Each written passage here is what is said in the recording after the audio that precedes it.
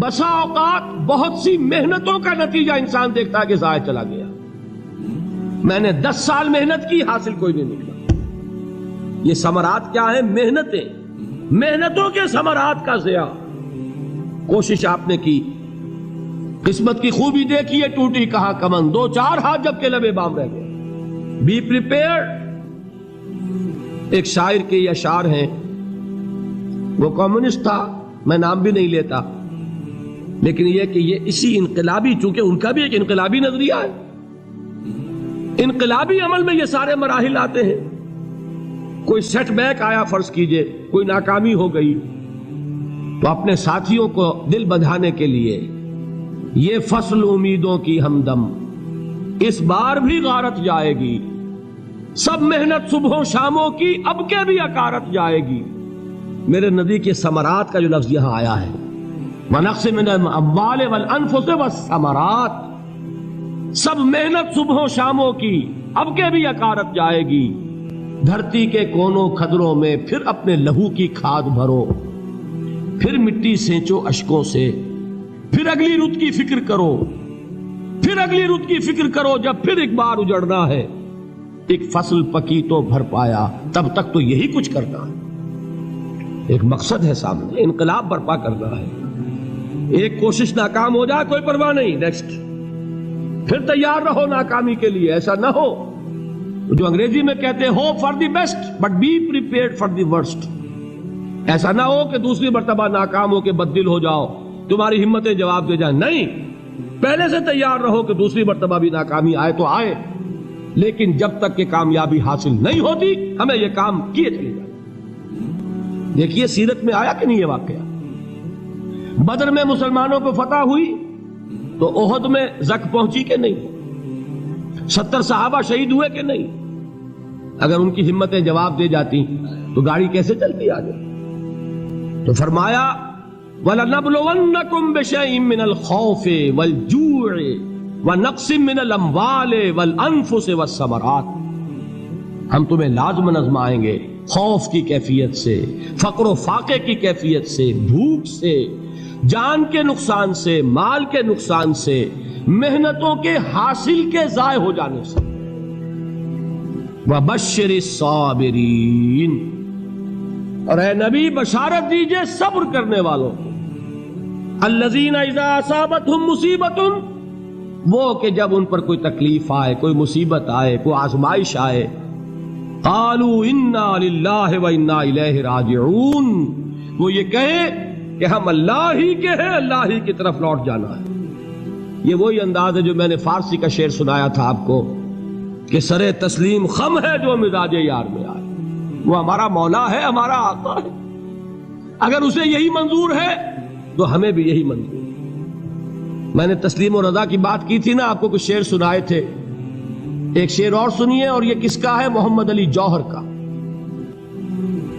ایک مرتبہ جیل گئے، ان کی ایک بیٹی جوان بیمار ہوئی، فوت ہو گئی،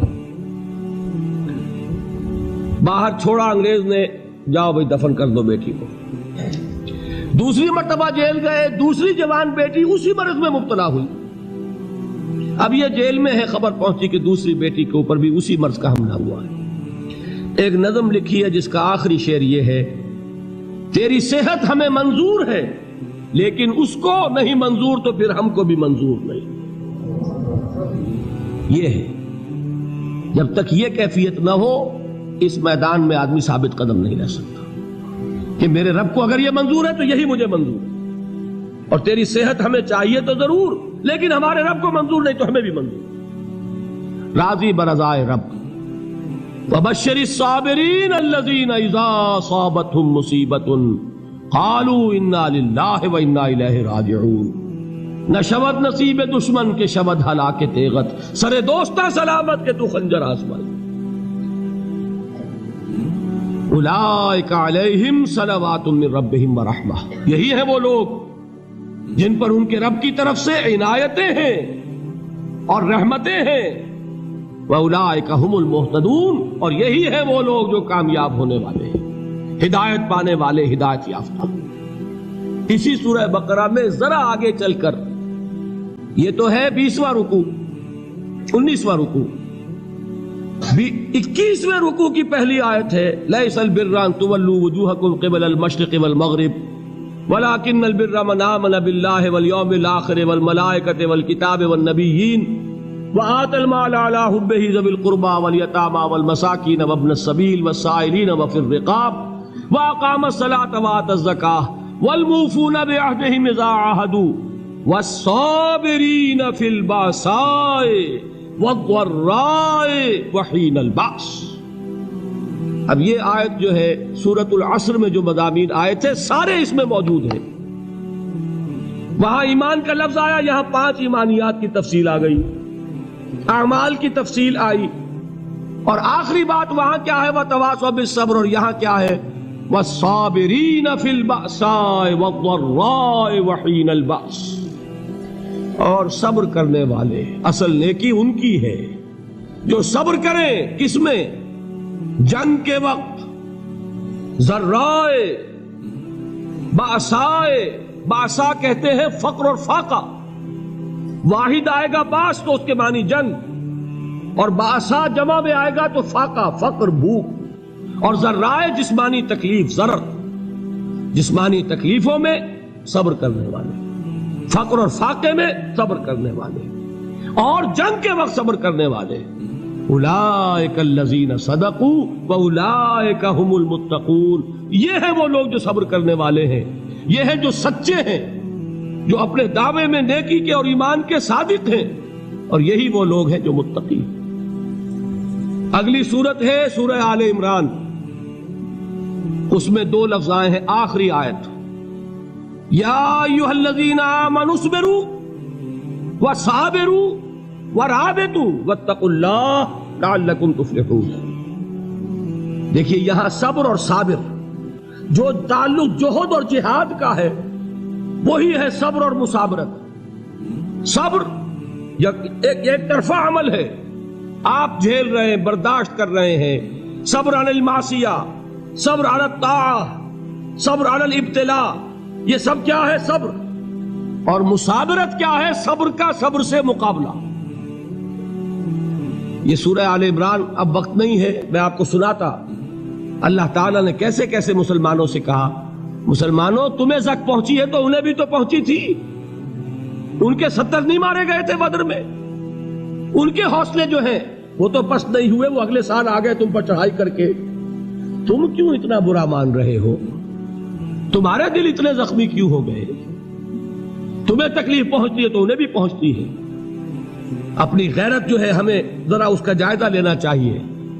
لوگ باطل نظریات کے لیے کتنی قربانیاں دے رہے ہیں، لوگ باطل چیزوں کے فروغ کے لیے کتنی محنتیں کر رہے ہیں. جیسا کہ میں نے ابھی کہا تھا، اسی غیرت کو چیلنج کرنے کے لیے، ذرا آپ کی حمیت دینی کو جوش دلانے کے لیے، قادیانی نوجوان کتنی تعداد میں اپنے آپ کو دین کے لیے وقف کرتا ہے، اور آپ کتنے نوجوان ہیں جو اپنے آپ کو دین کے لیے وقف کرتے ہیں، اور ہوں وہ کھاتے پیتے گھرانوں کے لوگ. یہ نہیں ہے کہ اگر کوئی اور کام نہیں کر سکتا تو پھر یہ ہے کہ وہ دین کے کام میں لگ جائے. باصلاحیت لوگ، کھاتے پیتے لوگ، ذہنی استعداد رکھنے والے لوگ، اونچے گھرانوں کے لوگ، وہ وقف کریں اپنے آپ کو دین کے لیے. اس کے بغیر کیسے باہر آ جائے گی، کیسے رونق آ جائے گی؟ تو دنیا میں باطل نظریات والے جو ہیں، یہ بات کہی گئی ہے مسلمانوں تم اگر توحید کے لیے لڑ رہے ہو، دیکھتے نہیں ابو جہل کو، اس نے گردن کٹوائی ہے شرک کے لیے، شرک کے لیے گردن کٹوائے، اور تم توحید کے لیے گردن کٹوانے کو تیار نہ ہو. اس نے گردن کٹوائی کہ نہیں کٹوائی؟ اور کس طرح کٹوائی ہے؟ جو کہ بڑا متکبر قسم کا، فرعون قسم کا شخص تھا. جب گردن کاٹنے لگے تو کہتا ہے ذرا نیچے سے کاٹنا، تاکہ جب تم نیزے کے اوپر چڑھاؤ میرے سر کو تو اونچا نظر آئے، معلوم ہو سردار کا سر. وہ بدبخت مرتے ہوئے بھی جو اس کی کیفیت تھی نا، اس کو ذہن میں رکھیے. تو یہ اس لوگوں نے قربانیاں دی، جانیں دی.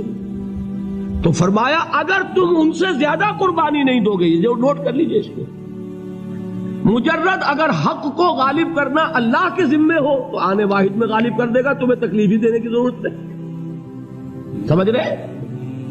کیا اللہ کے مقابلے میں کوئی باطل کی طاقت ٹھہر سکتی ہے؟ یہ تمہارے ایمان کا امتحان ہے، یہ تمہارے خلوص کی آزمائش ہے، یہ تمہارے امتحان کا ثبوت درکار ہے کہ اللہ تعالیٰ دیکھنا چاہتا ہے تم اس کے لیے اپنی جانیں قربان کرنے کو تیار ہو کہ نہیں، تم اس کے لیے تن من دھن لگانے کو تیار ہو کہ نہیں۔ اور یہ جان لو کہ اگر کفار اور مشرکین اور ملحدین اور باطل نظریات والے وہ جو کچھ قربانیاں اپنے باطل نظریات کے لیے دے رہے ہیں ان سے زیادہ اگر تم نہیں دو گے تو حق غالب نہیں ہوگا۔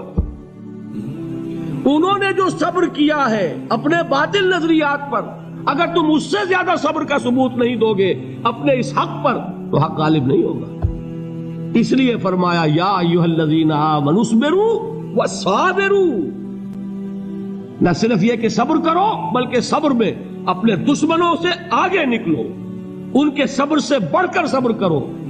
وَرَابِطُوا، مرابطہ کہتے ہیں چوکس رہنا، ہوشیار، پہرا دو، ایسا نہ ہو کہ دشمن جو ہے غفلت میں تمہارے اوپر کوئی حملہ جو ہے کر بیٹھے۔ وَاتَّقُوا اللَّهَ، اور اللہ کا تقوی اختیار کرو، لعلکم تفلحون، تاکہ تم فلاح پاؤ۔